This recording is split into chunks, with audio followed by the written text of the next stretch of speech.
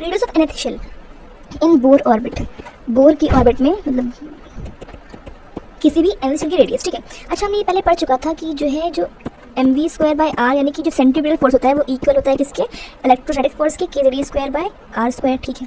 इसको मैं एक इक्वेशन रख के चलती हूँ। और हमने ये भी शायद पढ़ चुका है, शायद हमने पढ़ रखा है कि जो एंगुलर मोमेंटम होता है mvr, बोर्स मॉडल में पढ़ा था, angular momentum equals nh/2π, nh/2π पढ़ रखा है हमने, ठीक है। इसे जानने वाले सेकंड इक्वेशन। अच्छा अब मैं यहाँ से अगर वेलोसिटी की वैल्यू निकाल लूँ, v इक्वल्स nh/2πmr, इसमें से हमने वेलोसिटी की वैल्यू निकाल ली, ये आ गई, ठीक है।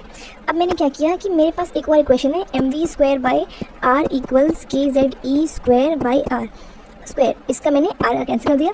यहाँ से क्या मिला हमें, हमने यहाँ पे फिर v की जगह पे ये जो v की वैल्यू मैंने निकाली थी यहाँ पर, इसे हमने यहाँ पर पुट कर दिया, ठीक है। उससे क्या हुआ, चलो रख के देखते हैं, m n², अच्छा v² था ना, तो nh, एक मिनट याद है, इस तरह से m n² h² upon 4π² m² r²।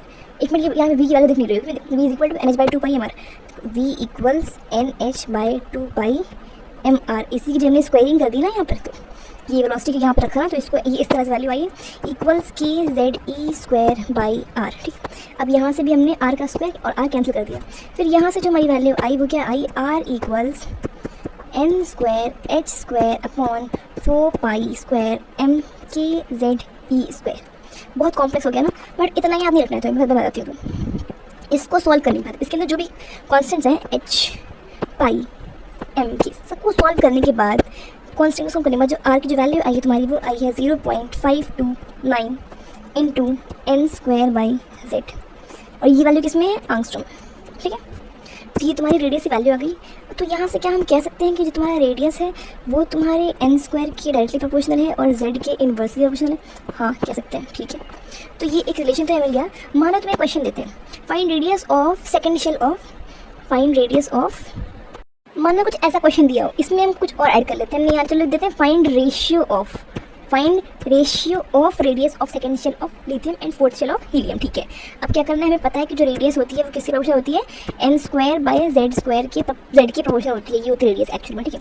अच्छा तो फॉर लिथियम हम क्या देखेंगे, लिथियम के लिए जो हमारा जो n है सब दोनों की, अच्छा लिथियम में कौन सी शेल है, सेकेंड शेल, ठीक है। तो सेकेंड शेल के लिए सेकेंड 2 का स्क्वायर अपॉन में लिथियम का एटॉमिक नंबर क्या होता है, atomic number of lithium is 3, yes. तो ये हो गया 4/3 फॉर लिथियम। हम इसमें अब जब रेशियो निकालने को बोला है ना, तो हम इसमें वो नहीं देखेंगे, क्या नाम है, कॉन्स्टेंट्स, ठीक है। अब हीलियम का देख लो क्या होगा, हीलियम का होगा तुम्हारा z² by n², sorry n² by z, मैं ही कंफ्यूज जा रही, तुम लोग क्या n² बाई z, तो h का जो n² वो कौन सा शेल पूछा हुआ है, थर्ड शेल पूछा, नहीं फोर्थ शेल पूछा हुआ है, ठीक है, फोर्थ शेल पूछा हुआ है। तो 4 क्या होगा यहाँ पे, 4 × 4 इक्वल्स 16 अपॉन में 2 टू द 4 इक्वल्स 8, ठीक। z क्या है इसका, 2 है ना, हाइड्रोजन यस। तो अब क्या करना है, रेशियो निकालना है, ठीक है। तो लिथियम की क्या थी रेडियस, 4/3 इंटू 1/8, 4 1 से 4, 4 2 से 8 इक्वल्स 1/6, ये आगे तुम्हारा रेशियो। तो इस तरह से क्वेश्चन सॉल्व करने, अगर तुम्हें किसी पार्टिकुलर चीज़ की रेडियस निकालने को बोलते तो तुम उसमें 0.5 के मल्टीप्लाई कर दो, 0.529 इंटू इट्स शेल नंबर का स्क्वायर अपॉन में एटॉमिक नंबर, ठीक है। और ये किसमें आएगी, तुम्हारी एंगस्ट्रॉम में आएगी। Okay, thank you so much.